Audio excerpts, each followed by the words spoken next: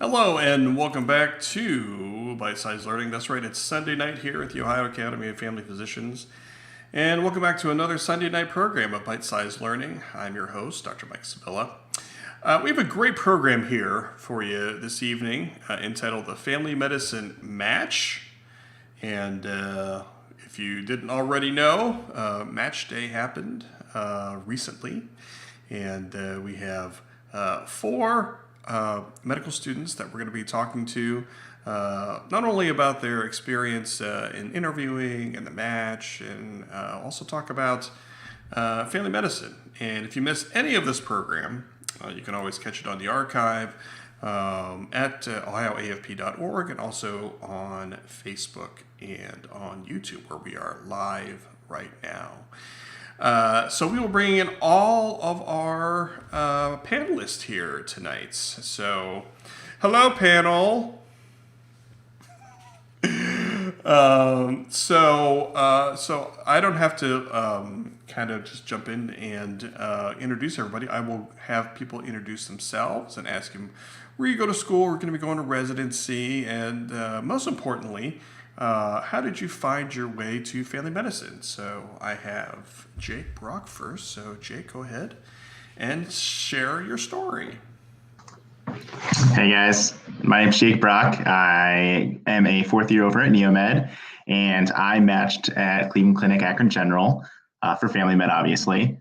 And how I got to this point is I decided pretty early on that I had an interest in family med. Just some of my mentors were family med docs, and I really enjoyed the work that they did, working with community, the longitudinal care, the preventative medicine piece. Really enjoyed that and just stayed with it throughout all of medical school. And I've really enjoyed all of that through those 4 years of medical school, and definitely no regrets. So I'm happy to move on to residency here soon. Cool, thank you. And Emily, what'd you go next? Hi guys, I'm Emily. I am currently a fourth year medical student at the University of Cincinnati, and I recently matched into the family medicine residency of Western Montana, which is in Missoula, Montana. I had a very open mind coming into medical school specialty wise. I decided I was kind of let my third year rotations decide that for me. But I kept coming back to family medicine. It just seemed to be the most patient focused, and that's really what I wanted to do with my medical career, is really focus on the patient. And there was such a variety in what you can do with family med. You can see the pregnant ladies, you can see the kids, you can see the grandparents. And so I really got stuck on it, couldn't convince myself that anything else was going to be a better fit. Great, thank you. Montana, we'll have to talk about that during this program. Henrietta, why don't you go next? Hear me? Okay. So, hi, I'm Henrietta, and I matched into Wright State University's School of Medicine's Department of Family Medicine, and I'm actually a rising fourth year. So I just finished my third year rotations, and I'll explain all of that here in a little bit. But I had an interest in medicine growing up. I grew up in a different country and got to see the importance of healthcare, and specifically primary healthcare. And so when I moved to the US, I knew that medicine was where I wanted to be. And so when I graduated from college, I spent some time in healthcare and really immersed myself, got to find out what I wanted, what I didn't really want to practice. And so just as Emily said, I wanted to take care of, I wanted to be able to see the children, the grandparents, the pregnant lady, that newborn. And so that's what drew me to family medicine. And so when I finally decided to go to med school, I already had an idea of what I wanted to do. And so my school has a 3-year track that started with my class, and I will be the first one to go through the program and to graduate from the program. So I will be done a year early, and I've already matched, obviously. So, so that's why I have here MS3 slash MS4, because I'm just a rising fourth year. So if you have any questions about the whole process, going through all of it while in third year, I can shed some light on that. So, thank you. Cool, thank you. That's interesting. We might get into that a little bit later too. So Cody, you're in your living room. What's your story there? Yes, it's a very nice living room. I spruced it all up for you all tonight. It's not a Zoom background at all. I'm Cody Klinker. I'm a graduating fourth year medical student at the University of Toledo College of Medicine and Life Sciences. And I'm happy to report that I matched at Riverside Methodist Hospital in Columbus, Ohio for my family medicine residency. So since growing up as a kid, I received my primary care from a family physician. So that kind of hit home with me, seeing all the capabilities in that profession. And ever since I decided in like early high school I wanted to go into medicine in general, I kind of had family medicine as the front runner. And through my experiences through undergrad and through medical school, including some of the following, such as the OAFP's summer family med preceptorship or family medicine interest groups, there was a lot of things that just kept hitting home that family medicine was right for me, being able to care for everyone, being able to treat all these conditions in the primary care setting and have that longitudinal care. And one of the cool things was I love learning. And as we went through those third year rotations, I liked learning about what we were doing, but I'm thinking, what about this? And that specialist is like, well, we don't handle that. But family medicine, we can handle all that. So I'm happy to be going into my family medicine residency, and I'm happy to answer any questions you guys have today. Cool, great. So now that we've gotten to know a little bit about everybody, as everybody knows, if you can just remember back to when you were at this stage, I mean, there's probably a lot of questions that that students have, medical students have about interviewing and the match process, and things like, oh, what if I knew this or what if I knew that. Anybody can kind of jump in. Do you have any kind of initial advice for those who are going to be starting in on this, interview process and in the match process?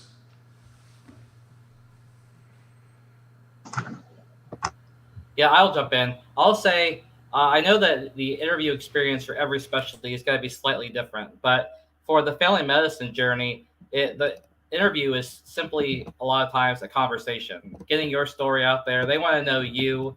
They have the opportunity to read your application. They can see your stellar on paper, and they just want to get to know you.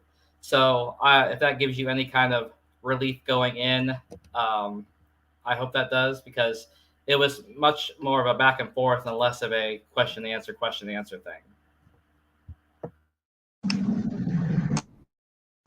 Go ahead, Emily. I think you unmuted first. That's okay. I was just going to say that I totally agree with Cody. If you've gotten the interview, they already know that you're compatible up until that point. And so I think the interview process is really just figuring out if you click with them. It's as much for them as it is for you. So like the nerves, those are something that I feel like you can just drop and be yourself, because really you want to wind up where you fit best. So that's my advice. Yeah, I'm going to echo both of those points. That honestly, I remember watching an AAFP video on the interview season before I started this year, and the gal said that she actually had fun during interview season. I'm like, no, that's impossible. She's an outlier. Like, there's no way. This is a very stressful experience. No, I really enjoyed my interviews. Like Cody and Emily said, it is a conversation. You got an interview, they're really interested in you, and you're just trying to see if it's a good fit or not, and get to know the people, and they're trying to get to know you. So it really was low stress. I enjoyed it. And yeah, it's a cool experience. It's a flip, honestly, from what I think with med school admissions. It's nothing like that, because there's much more, like, a lot of the residency programs really want you, and they'll let you know that. And it's nice that it's not as stressful, in my opinion. I'll just quickly add. So for me, this was a department that I was very familiar with because of the 3-year track. I have a conditional acceptance to the residency program, but I could have applied anywhere. But I was very comfortable and confident choosing this program because I'd spent time with them, had gotten to know all of the residents, the faculty, staff, and just felt really confident that this is where I wanted to practice. And so I didn't have to travel as much. So interview season was I still had to interview, but it wasn't quite as stressful, or I didn't spend a whole lot of money traveling around and things like that. So So let me ask Emily. I mean, obviously you applied and matched out of state. Are you from that area, or like how did you do research on that particular residency? Can you share a little bit about that process? Yeah, great question. I think I approached the whole process with a very large brushstroke. I definitely had an idea of what I wanted for my training because I know I want to go back and practice family medicine in a small town. What small town is totally up in the air, could very well be back here in Ohio. But because I knew I wanted small town practice, I knew I wanted a very comprehensive training program. So I scoured the websites for all of the residency programs in 40 plus states and kind of was just very meticulous in that regard because I wanted, the OB training, I wanted the pediatrics training, I wanted the family planning, I wanted the gender affirming care, I wanted the ultrasound, I wanted all of the things. And so I narrowed my list down that way. And I did apply to programs within Ohio still, but did also apply outside of the state. So I think I did 30 programs total that I applied to. And it ended up with probably 2/3 of that number for interviews. So it was a pretty good return. I was a little bit nervous given that it was a virtual interview season, that some people wouldn't take my application seriously, given that, it is very easy to apply broadly, given that the travel restrictions aren't there. Like I wouldn't have to budget to fly all the way to Montana and all the way to Washington and all of these things. And one of the pieces of advice that I would give to future applicants is if you are really hoping for a certain school and you don't get that initial interview invite, to go ahead and reach out to them and express that interest. I did get several additional interviews that way. So, yes. Does that answer all aspects of that question? Oh yeah. That's because but people sometimes do apply out of state, and in a virtual season, it's a lot different than how it was even a few years ago. Anybody have any other tips, or did anybody else apply out of state, or to go through any of that similar process at all? If not, that's okay. We're glad you're all here, and the rest of you are here in Ohio. Let me ask this, as far as anybody can jump in. So when you had your interview, was it like one interview, or was it with faculty? Was it with residents? Can you request to talk to residents? Can anybody share any of those process with that? Yeah, I can share a little bit about that. So I applied to 26 places, and I had took 15 interviews, and all of them kind of followed the same general structure. In most of my interviews, you got to meet the residents up front the night before, whether that be them sending us some virtual money for dinner that we could have at our house because of COVID times, or just having a short discussion. It kind of gave us time to meet with some, if not all, of the residents that weren't involved in the interview day process, which gave us some nice laid back time and setting to answer all those questions. Because during the interview day, it is like one time slot to one time slot, and sometimes you maybe forget one of your questions. So having the opportunity to sit back, write your answer down, and get them answered by the residents that have gone through it was really nice. And in many of the settings we had during an interview day, it was traditionally the program director, a assistant program director, and usually an upper level resident at the minimum for the interview for the ones I attended, which were all virtual in my case. But I feel like the 20-minute, 15-minute time slot that I got to spoke with them was a decent amount of time get to know the program in addition to that night before. So I thought the system virtually for what we had to work with was very well constructed. I had a very similar experience to Cody, and I would recommend that you attend all of the interview evenings with the residents, because that is more of a casual vibe. You can get out like, how good is the cafeteria food, and all those miscellaneous questions that you wouldn't ask the program director. But that is another thing I would recommend, is making a list of those really important questions to you, because almost all of my interviewers allowed at least 5 minutes at the end of the interview for me to ask questions back to them. Because like I said before, this is about fit, and they want you to have that space to kind of interview them back almost. So really be prepared for that bit so you can get the most out of that time. And I'll add to that too. Agree 100%. Go to the social events. Get to know who would be your future residents. You get to know a lot about that program through that, and who are the people, who are the faculty. But also, I found it extremely useful. I don't know if any of you guys did this, but I talked to a lot of residents behind the scenes. They will leave their contact information many times. And when you talk with them outside of the interview scene, a lot of times they'll tell you things that they wouldn't typically say, whether those are really positive things, or they'll say, there's actually some red flags that we don't talk about, but I'm going to be open with you about that. And I actually had an instance where I was considering ranking in place #1, and I had this conversation with a third-year resident, and it steered me in the other direction, and I actually did the opposite and ranked them lower. So I think it's very valuable to do that.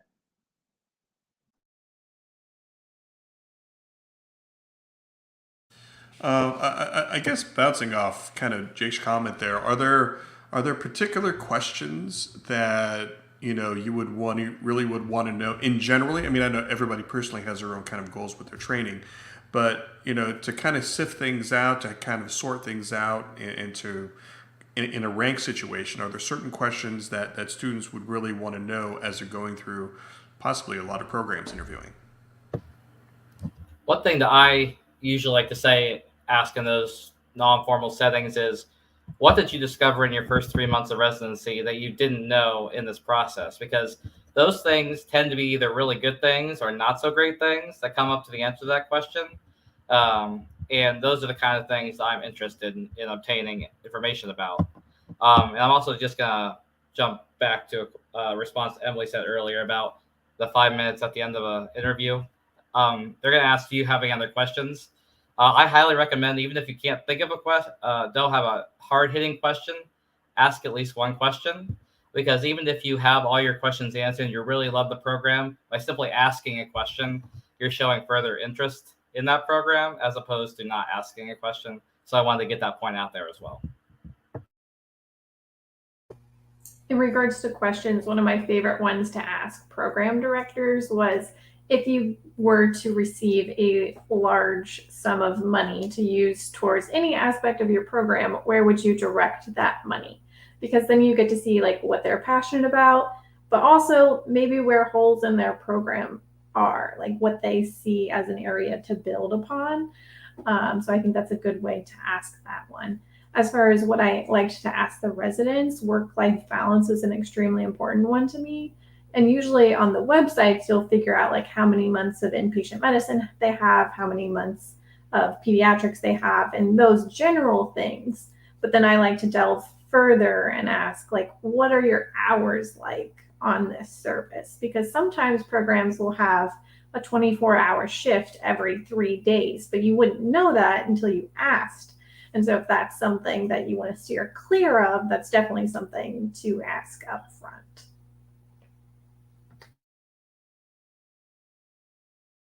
Yeah, to add to that, I would just say asking questions that are pertinent to what your interests are and what you're looking for in a program, whether it's inpatient training, outpatient training, certain subspecialties of family medicine that you want to pursue further. And also, I just ask, for me, and I mean, for everyone, it's important. How is the culture? How is the vibe? How does everyone walk around the outpatient family med office every day? Like, is it something that typically, is done in a very jolly way, or is it some people struggle more than others, and there's to me, it's important to ask those questions just to get how is every day done in the office.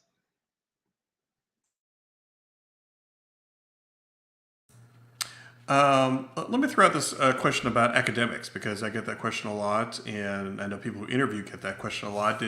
Did any of you get questions about kind of your academic background, or is that something that you were prepared for? Is that something you were worried about? And on the flip side, is that something that you ask these programs? Like how does your program prepare me for the boards, or what's your pass rate, or any of those type of things? In regards to that question, one of the questions I usually ask is the program pretty 50-50 in terms of strength of in-person inpatient versus outpatient?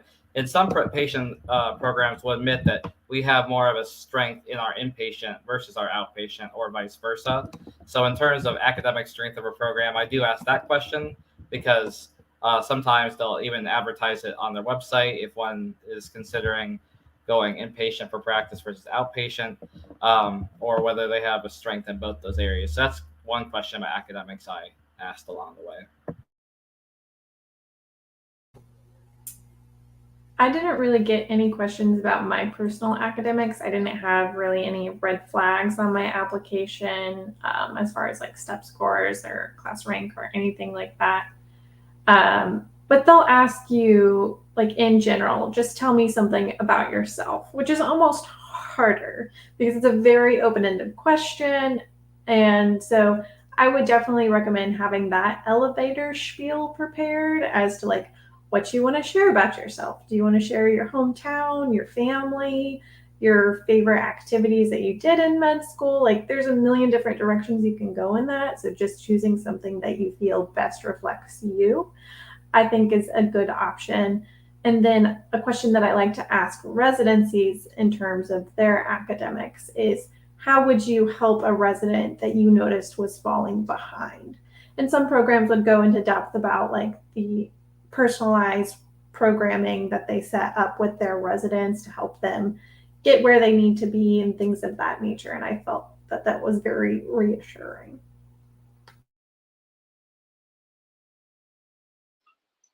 I will add that everything on your CV or in your application is fair game. So I had put something on there that had to do with something I did 10 years before. And so that was brought up and I had to talk about it. So if it's on your application, it can be brought up, it can be talked about. So just to echo those topics again, the personal characteristics that they care about you holistically. Of all the questions and parts of my CV that was asked about, every single interview, they like line item asked about my hobbies and interests. So that they really look into you as a person.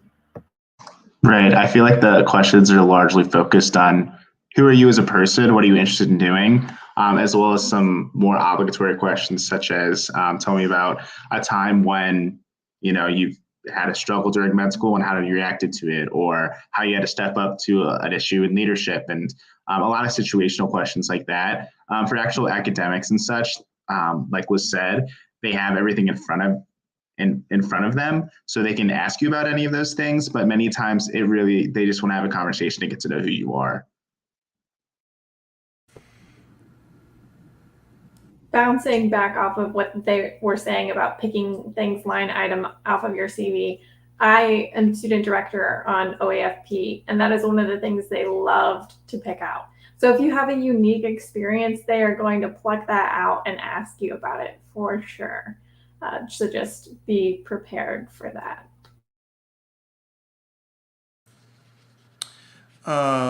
And let me throw this out to the panel, kind of bouncing back to what kind of Emily was saying. Since in a virtual type of interview season, information on the website is probably the only thing that you have to work from. Did anybody find that that the information on a residency website was inaccurate or not in depth enough? Were there questions that people had to follow up on to clarify some things that they saw on the website? Yeah, I would say so. I'd say there's mostly an outline of, for example, all their academics or rotations and things that they put up. And then you can dive in deeper. Like I believe Emily, you asked about, all right, what does a 24-hour call shift look like, and how busy are you during the call shifts? There's certain questions that I think are pertinent to you and your interests and what you want to know that you can ask further about, and you can pick those out and what you want to ask about. And there's a spectrum among all the different programs too. Some of them have really detailed, good websites, and some of them don't have as extensive information available to you. So it just depends on what program you're looking at. Yeah, I never found any inaccuracies on any websites, but I do often feel like I've found myself wanting more information, which perhaps they leave it that way so you have more to talk about during the interview. Who knows? But if you find yourself frustrated during the preseason where you're trying to really learn about these programs, you are not the first and you will not be the last to feel that frustration.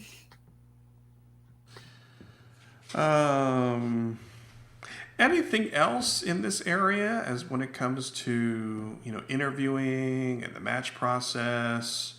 I figure we covered a lot of ground. Is there anything else that you would think that students going into this process would need to know at this point, or very curious about at this point? I would say that depending on the medical school you go to, or if it's affiliated with the main campus university, see if they have any resources available to maybe do a mock interview before your first one. Because a lot of them have those resources, and sometimes they advertise them and sometimes they don't. But the university is on your side. They want you to do well on your interview. So whether that interview just be an informal one with your mom or your sister, or you go to the university and have this formal person who does this day in and day out, just gives you a different perspective and some feedback to help you with your first one. Because a lot of times people will say that their first interview was their trial run with how they're doing the interview. And that could be fine, but getting extra practice is never a bad thing. I would say while it's natural and tempting to compare yourself to other applicants, whether that's your friends applying family med or some other specialty, avoid that temptation because everyone's journey is different. And whether they get an interview offer, a week ahead of you does not mean that they're more interested in your friend or whichever. So try to avoid that with the timeline and the rolling offers for interviews. And again, every specialty is different in how the interviews work, essentially, with how many interviews you won and all of that. So for myself, I was a bit, I would say, I forget the exact statistics. I think most people apply to like 12 programs or so in family med. But for me, I only applied to 7 because I just wanted to stay in my area, and I knew they had an interest in me as well. So I only applied to 7, and I got interviews at all of those places, and I matched to my number 1. So don't think that you have to apply to 50 programs and then try to do all those interviews and such. This isn't some subspecialty surgery interviews that your friends may be doing. This is family medicine, and again, we want family docs, so it's just a different ball game. Yes, I did say that I applied to 30, and that's because I was applying out of state, so I was trying to be safe. But 30 definitely is not what you should shoot for. The amount of interviews I got back was total overkill. You do not need to do more than a dozen interviews. So really try to whittle it down if you get more than those offers based on your interest prior to interviewing them, because you'll only create more work for yourself down the line when you then have to rank over a dozen programs, because ranking a dozen is hard enough. And to that end, I would recommend having a close friend or a family member that you chat with after every interview. Just have a casual conversation, get out what you liked and didn't like about the program. If you don't have someone like that in your life, just jot it down. But why I say talk to a family member is because you can then ask them after interview season, hey, did I seem really excited about one program more so than the others? And you can have that outside resource to help you kind of parse through your emotions as they happened. And then going back to what Cody said about the practice interviews, 100% recommend that, especially with all the behavioral questions that are becoming very popular. As Jake said, like, what would you do if you were in this situation? Or tell me about a time that this happened. Because throughout the interview season, those will become very practiced. Like, you'll have an instance that you can pull up for any example that they throw out at you. So having those examples kind of ready and quick for the draw prior to the season already starting, I think would be very beneficial. So you're not like, just give me a minute to think about that, because the pause can be awkward and you just want to avoid that if you can, even though they're totally cool about it and they understand that sometimes those questions can put you on the spot. If you can not seem like you're put on the spot, that's preferable.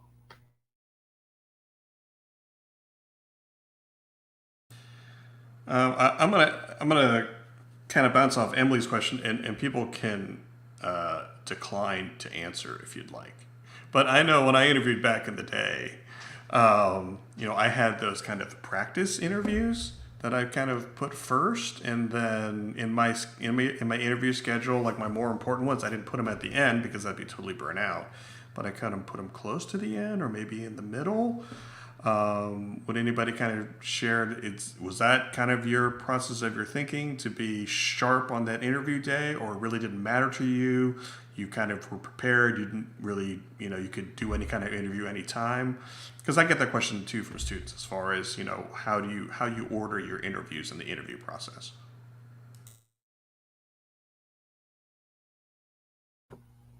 I will say that you only have so much flexibility. Like, you can plan to try to put the ones that you're less interested in first, but if you get that offer a little bit later, you might not be able to put them in at the beginning anymore, because they might only have open spots later on down the line. So while a plan like that can be very well intentioned, it may not play out that way. So I would say get your practice in prior to the season even starting, and then you can try to play it out how you want it, but don't expect it to happen the way you want it. I feel like I try to kind of optimize how Dr. Sevilla said, with getting a few practice interview programs that I didn't feel as strongly as I wanted, get those nerves out, and then do the ones that I really desired. But it really is just limited to what their availability is for you when you get their interview offers, and what your availability is with your classes as well. So it didn't end up like that entirely. And like I said, my first interview was as good as my last interview, because it really is a conversation, and it should not be a lot of pressure on you. It should be a little more natural. Yeah, for me, the way I kind of set them, I did have the first couple up front, the ones where I get myself used to the interview process. But besides that, with the school scheduling, with the rotations, we can take a couple weeks off at a time, or we could take a virtual rotation and stuff like that. So I was trying to put them into my schedule naturally.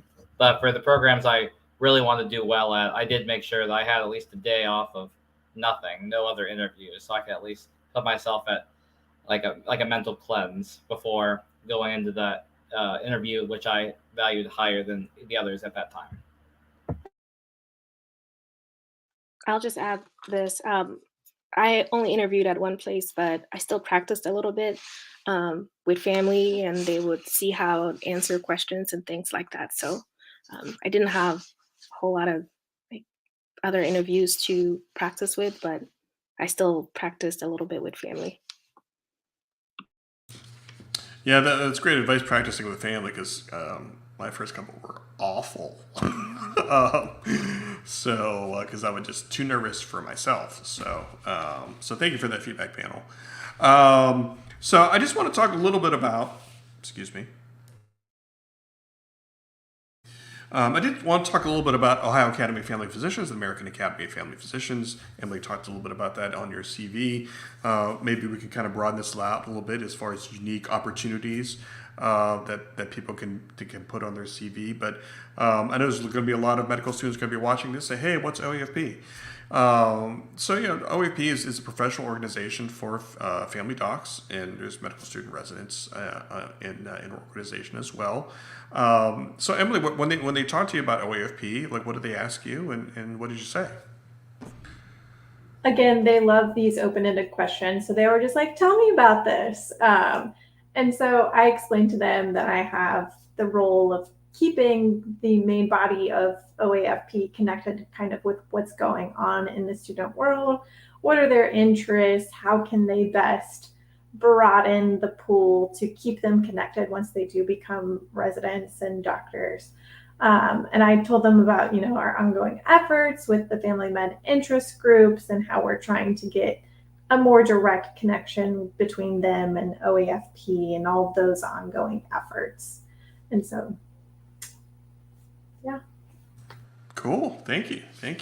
And Cody, I'll bring you in here. Talk about AAFP and talk a little bit about, why don't you mention a little bit about National Conference and how that got you interested in AFP leadership?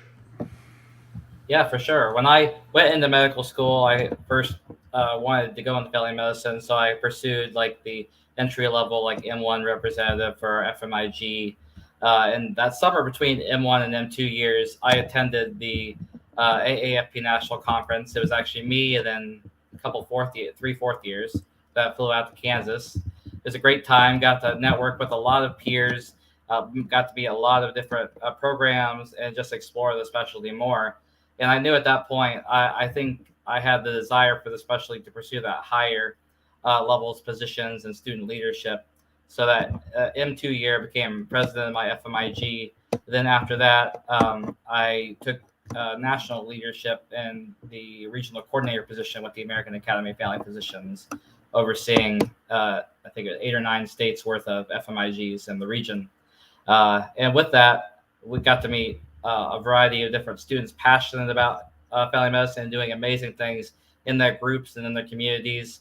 And I will say that the 8 or 9 state region I'm in, the Ohio Academy, is definitely an active chapter for family medicine, doing great things. So a way to get involved in your local FMIG or the community efforts within primary care or the OAFP or the AAFP or going to a conference. I highly recommend all those opportunities. And if you have any questions, the OAFP, the OAFP, or your school should be full of information for you. Cool. And let me ask Jake about your leadership program through AFP in your project, and for people who don't know about it, tell us about it. Sure. So I was part of a program with the American Academy of Family Physicians, the national system, and did a leadership program through the national conference, and just helping to develop our leadership skills and build upon them and work with a mentor for a year-long project that we would later present. And mine was based off of physician burnout and taking leave of absences and the practicalities and of that financially and logistically, looking into that and then presenting that back and advocating for physicians that were experiencing burnout. So I got to work with one of Dr. Sevilla's lifelong friends, essentially, from Kansas, and got to work with her on developing this project and picking her brain for each part of it. And it was a fantastic experience. I got to come on this bite-sized learning actually last year and present my project to the OAFP. And I would highly recommend any medical student that has any interest that they apply to this AAFP Emerging Leader Institute program. It was a great experience. You really get to develop your leadership skills, and we'll do it again 100%. Cool, thank you. And Henrietta, I'm in this whole program. I've been trying to figure out this. Is it kind of like an accelerated track program, this M3? Can you kind of explain that again to me? It's because it's fascinating to me because there's a lot of innovation going on in medical education, and I haven't heard about this one before. Yes, so this is new at my school. It's a accelerated track for family medicine and pediatrics. The program is still in its infancy, and so they're hoping that as it matures, other departments will take part in it. But yes, you apply for the program during your first year of medical school, and it is there are certain requirements that need to be met to stay in the program. If students decide that they do not want to go through with it anymore, they can revert back to the traditional curriculum. So I thought this was fantastic for me because I already knew what I wanted to do, and so shaving off that year of medical school not only saves me time, but it also saves me student loans and things like that. So I do hope that other medical schools consider doing this as well, because we need more primary care physicians, and so this encourages students to apply and get out there in the workforce early. And so yeah, I have nothing but great things to say about it. So when do you graduate, and then when do you start your residency then? I graduate this May and I start in July. Wow. Yeah. Wow. Okay. That's great. And I guess before we go to our closing comments, I'll throw this toss up to kind of everybody. How was match day for everybody? And was it what you were expecting? And what is your, plans to kind of, I think some of you have to move. So how was that going? Anybody can kind of jump in. Yeah, match day was a very exciting day. I was very grateful that we were able to meet in person again. Last year, I would feel that getting an email at noon would not be the same as being in person and opening up that envelope. I will say that walk to the head table and back to your table in that 90 seconds before you open your envelope is the most stressful 90 seconds ever. But it's all worth it when you open that envelope and celebrate with friends and family. So I was very grateful and happy with the result.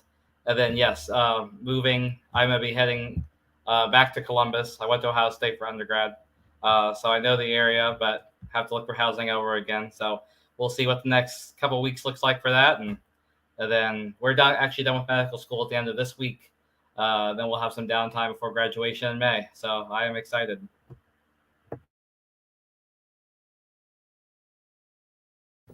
We were also able to have our in-person match day ceremony, so that was fantastic. We are called individually onto stage to open our envelopes, so you have to wait your turn. But it was worth the wait. I was actually caught up 6, so it wasn't much of a wait at all. And I will be moving probably early June because my program starts late June. I've already secured housing, luckily, surprisingly, through the residency. They emailed out an opportunity and I jumped on that. But also wanted to put a plug in for the AAFP National Conference for any of the current third years about to go through interview season, because I was unable to attend that in person. But I've heard great things about how you can meet all the different residency programs and get the inside scoop and get all the pamphlets and all of the things. So if you can make that, I would definitely recommend it, even having not been myself, because of all of the lovely things I've heard from prior students that came before me. I agree 100% with Emily. Comes full circle too. The programs that I talk to at those conferences also are the ones I interviewed at later on. So it helps to direct how your interview season's going to go. But for referring to match day, very similar. It was in person. We had about 30 minutes of an intro, and then we went and go and get your letters, come up. You can either open them privately, which most did, or you can go up on stage and open them in front of everyone. But after you open your envelope, I would say most of the class announces that one at a time where they were placed in what specialty. And I would say a good half of it, I was actually crying, because it's such an emotional tie, because people have been working 4 years on that goal to get to that point, and it is incredibly emotional. So it is an amazing experience, and honestly, it was everything that I was looking forward to from starting from year one. Okay, I will say that I knew where I was going, but still going through all of that was nerve-wracking. But it was a lot of fun, and I'm so glad we were able to do it in person. Just the amount of energy in that room and just seeing everyone so happy. It was just, I can't even describe it. So, yeah. All right, panel. We are at closing thoughts, and first of all, I want to thank everybody just for your time and for sharing your stories and perspectives. These closing thoughts, or if there's anything that we didn't cover, or any final advice you have to those kind of rising M2/M3 students about what you're feeling right now, where you're at, and of course. Anything, re-emphasizing, just all of our love for family medicine, and how we just want people to know that family medicine rocks here. So I'll call on Cody first. Yes, I want to say just thank you to everybody who watches this webinar. By just watching, you're showing one step closer or interest in family medicine, which I believe to be the best specialty, an incredible specialty in any rate. I would say that just take in the most of your medical school has to offer. Ask questions. If you have any questions, there's lots of resources available, including your local department at the school. The OAFP is a great resource. The AAFP is a great resource. And just know that family medicine is an active, adapting specialty. In all these times, you were seeing family medicine docs rise above and do great things. And it's not going to change. Family medicine is going to keep getting better and better. And that's great. I mean, how can you not be happy about wanting to go into a specialty like that? And I think that as we go forward, we'll pick up more and more rising leaders like you guys. So I always say this, it's kind of corny, but the future of family medicine is bright, and it's bright because of these people moving up, just like you in medical school, thinking about becoming the next family physician. So thank you for having me on, and have a great night. Cool. Thank you, Cody. Henrietta, why don't you go next? Yes, I wanted to mention that OAFP has a summer preceptorship program, and I did participate in that. That really helped solidify that family medicine is indeed where I'm meant to be. I spent that first summer of my first year of medical school in an FQHC, and so I got to see different patients. I worked in the clinic. I was there. And I loved every minute of it. I went from seeing a newborn to that 90-year-old great grandmother to the teenager to the pregnant lady. So it was fantastic. I will say that the journey, medical school in general, is just very challenging, but just keep your eye on the prize. And we need a lot of well-rounded, confident family physicians.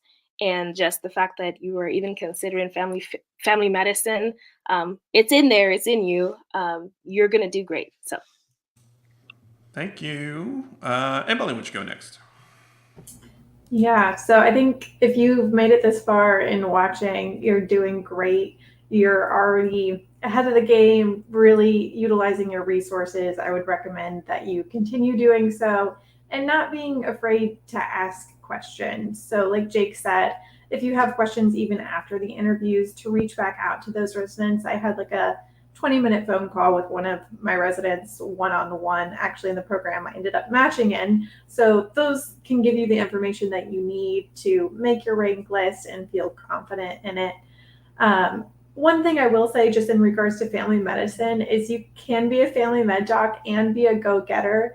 I went to a university which really kind of makes you want to specialize. They kind of make the specialties seem like there's a hierarchy, but family medicine is great. You can be top dog and still be a family med doctor. So you do your thing. Don't let anyone dissuade you.